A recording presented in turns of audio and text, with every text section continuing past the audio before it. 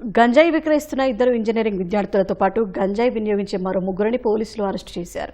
విజయనగరం జిల్లాకు చెందిన సింహాచలం అనే యువకుడు నరసరావుపేట మండలంలోని ఓ ఇంజనీరింగ్ కళాశాలలో బీటెక్ చదువుతున్నాడు. గంజాయికి అలవాటు పడిన అతను ఒడిశా సరిహద్దు నుంచి గంజాయి తెచ్చి నరసరావుపేటలో యువకులకు విక్రయిస్తున్నాడు.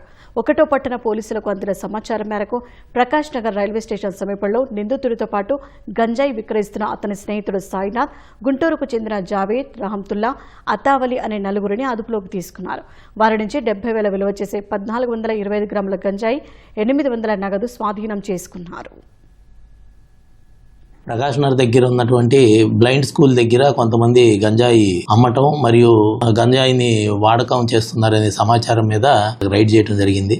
అందులో భాగంగా ఒక 5గురిని మేము అదుపులోకి తీసుకోవడం జరిగింది. సింహాచలం అని చెప్పి ఇతను సెలవులకు వెళ్ళి వస్తా అక్కడి నుంచి గాంజా తీసుకొని వచ్చి ఇక్కడ గాంజా అలవాటు ఉన్నటువంటి అతని ఫ్రెండ్ సాయినాథ్ అని అతనికి మరియు ఇంకొక 3 పర్సన్స్ జావేద్, అతావలి అండ్ రహంతుల్లా, వీళ్ళు 3 గుంటూరులో వాళ్ళు.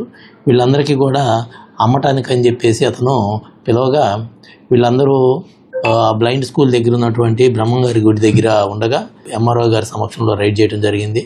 1 కిలో 425 గ్రాముల గంజాయిని స్వాధీనపరచుకోవడం జరిగింది. వీరి మీద రిమాండ్ కోసం అని చెప్పేసి కోర్టులో ప్రొడ్యూస్ చేయడం జరుగుతుంది.